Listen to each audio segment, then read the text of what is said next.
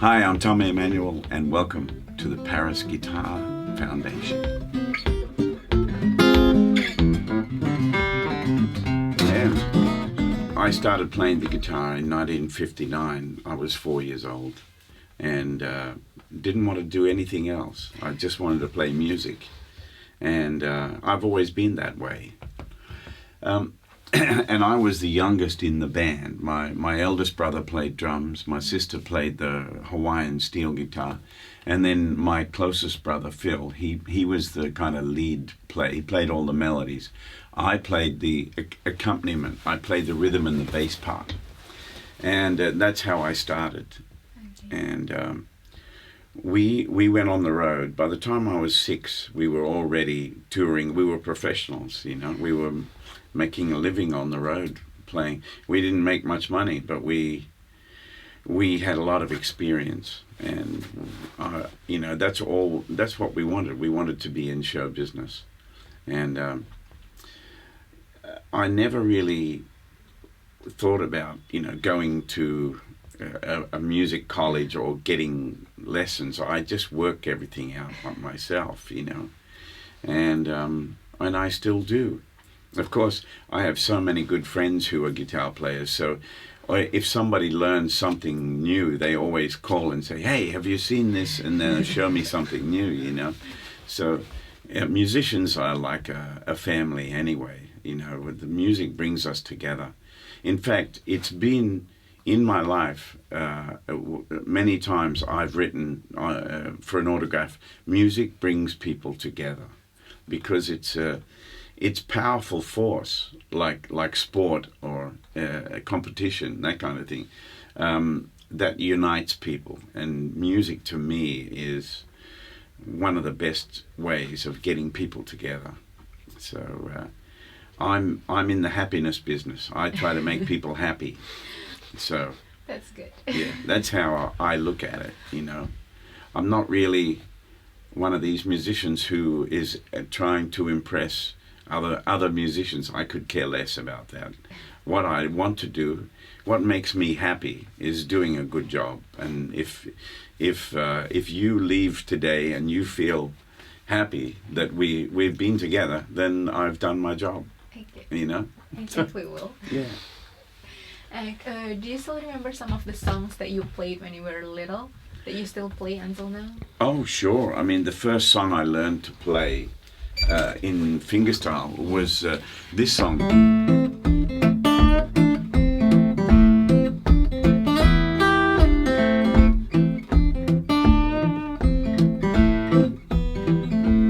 Windy and Warm, written by John Loudermilk. And that was the first tune I learned to play in this style, and I still play it from time to time. Somebody always sings out for that song. Can you play Windy and Warm? Okay, you know. There's a lot of songs that I learnt when I was a kid that I still love. A lot of Hank Williams songs, kind of, you know, country music. That's the music that I grew up with and that I love very much. And I live in Nashville, Tennessee, in America, so, you know, often I'm in the Country Music Hall of Fame, watching rare videos of Hank Williams singing and things like that. It's a great place to be. Okay. And about your new album, what was the reasoning behind the song list that you pick? Well, my goal with Accomplice was, and the reason the album's called Accomplice One is because there will be a 2 and a 3, okay? But what I wanted to do was collaborate with some people that I really admire.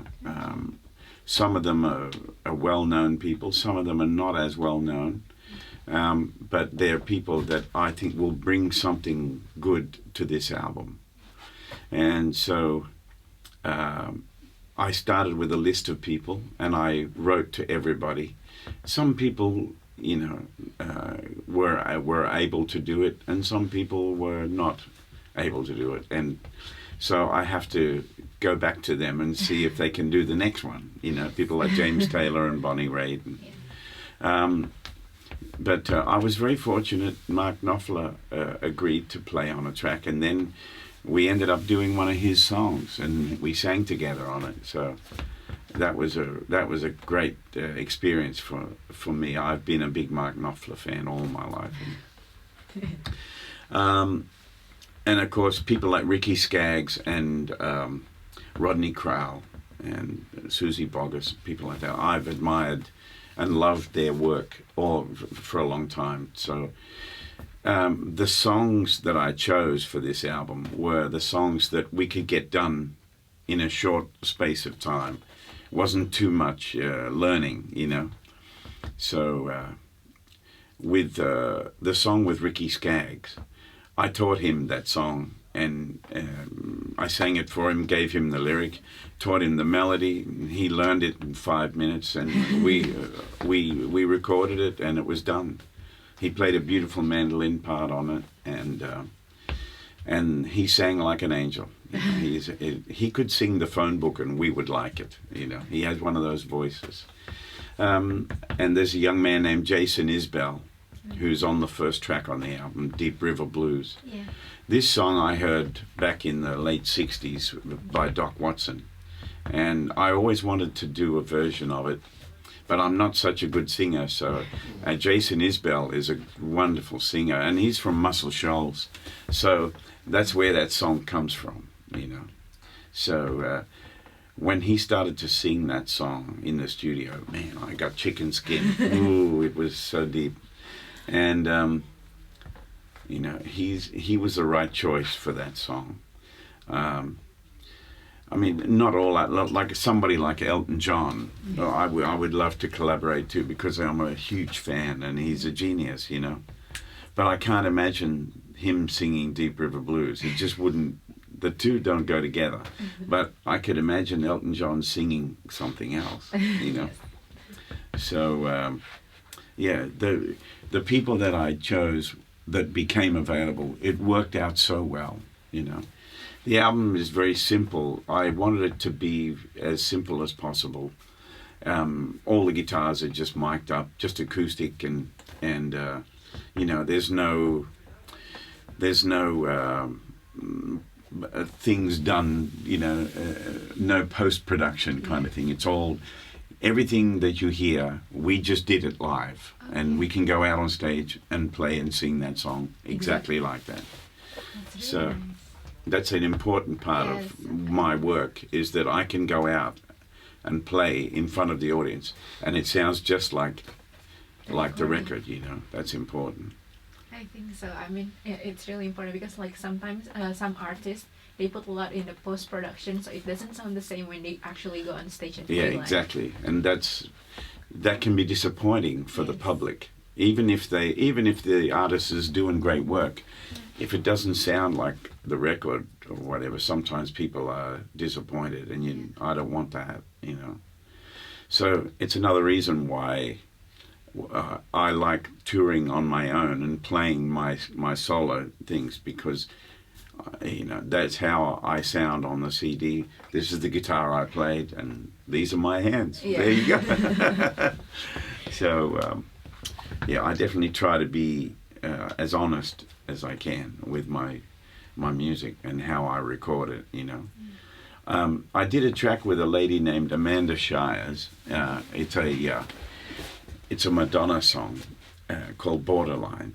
Okay. Yeah, and we made it a kind of R&B song and slowed it right down, and people really, really loved it. But everybody thought, you fixed her voice with auto-tune.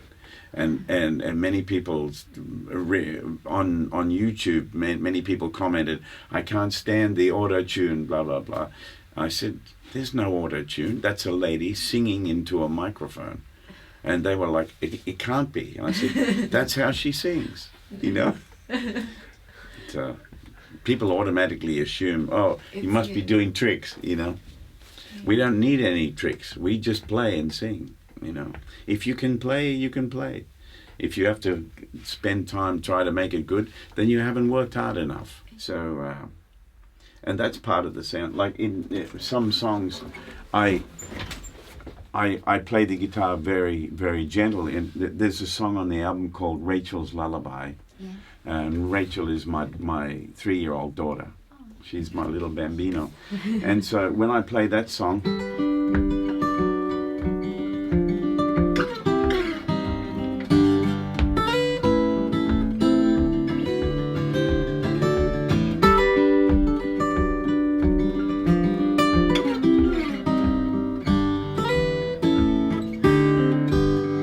I don't play any harder than that, you know. It has to be gentle and it has to be sweet. So,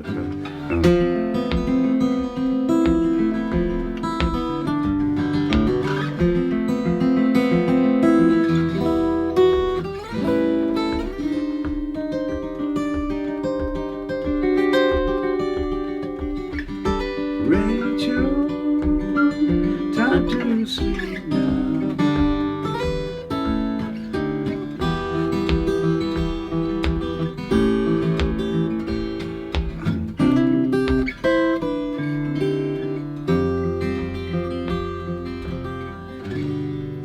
Very simple. Really nice.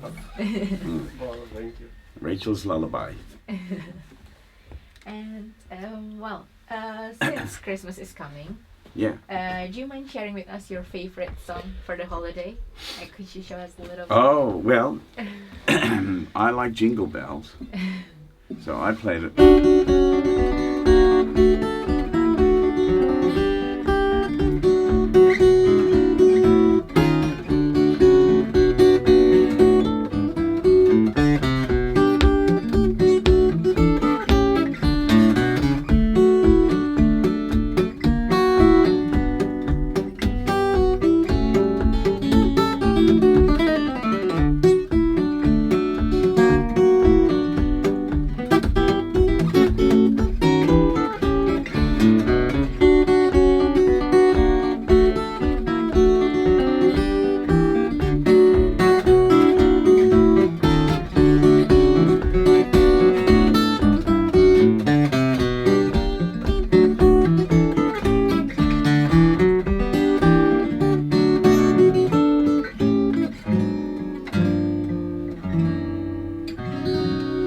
Turns to colour at the end.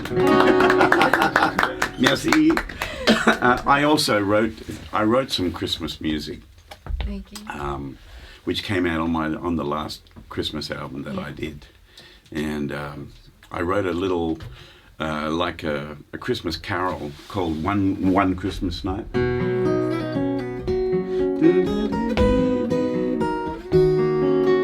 I heard the angels one Christmas night.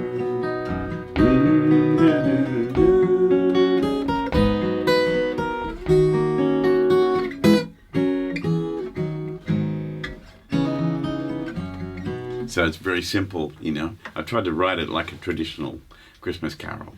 So, It's really nice. thank you.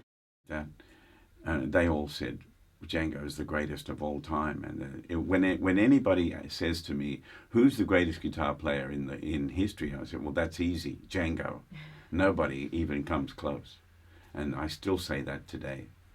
He's the greatest influence. You know, a lot of people always say Jimi Hendrix is the greatest, blah blah blah, and maybe for some people he was. But if you want to look at someone playing the guitar, Django's by far better than anybody else, by a long way. Okay, last question. If you could share the stage or do a collaboration with any musician, dead or alive, who would you pick? Oh, well, if I could sit with Django and learn, I would try to learn as much as I could from him. Because you may as well go to the mojo source. So if I could either sit with him or I could sit with Ray Charles, Okay. he would be my number one choice. Ray Charles had more music in him than just about anybody I've ever seen.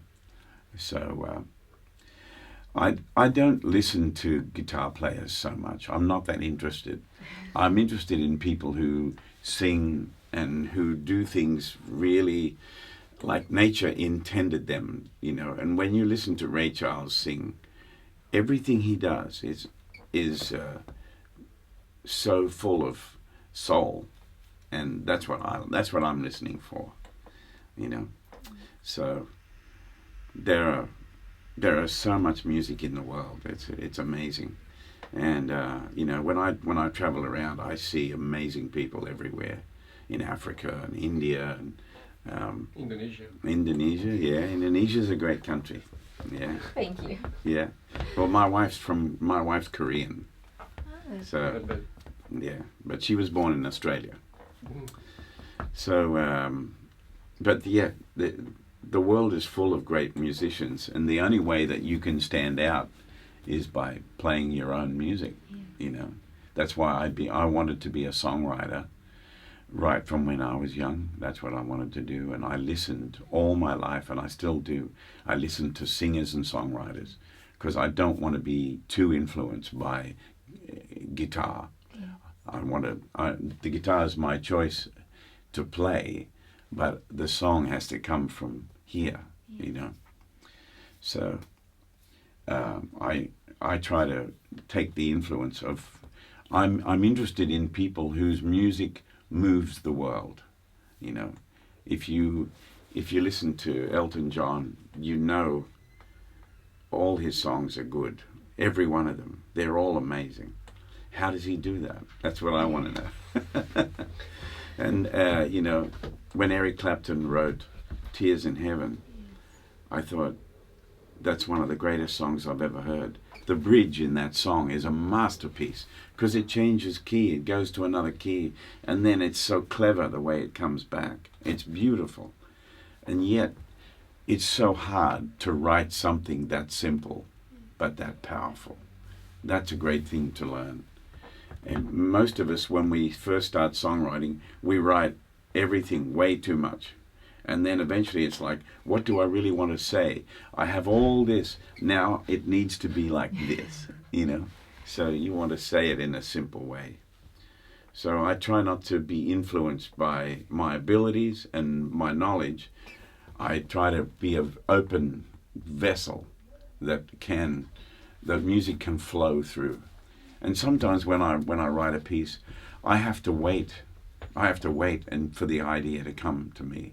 James Taylor talks about that. He said sometimes he waits in silence for 3 days before he gets one good idea. And then when it comes, then he writes it. But he has to wait. And I have to do the same thing. I wrote a song called Lewis and Clark. And I had the first part of it.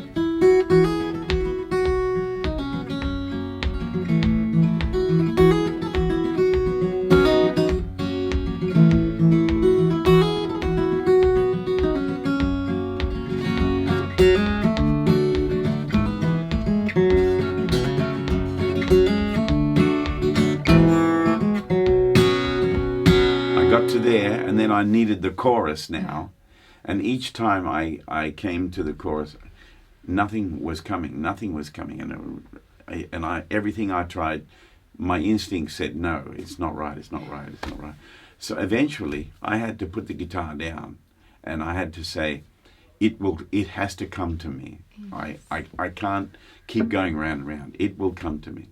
And so when the next day I saw it from a different angle, and these words came to my mind. If you bring your love with you, we will welcome you. That's what the words was. And with those words came a melody. So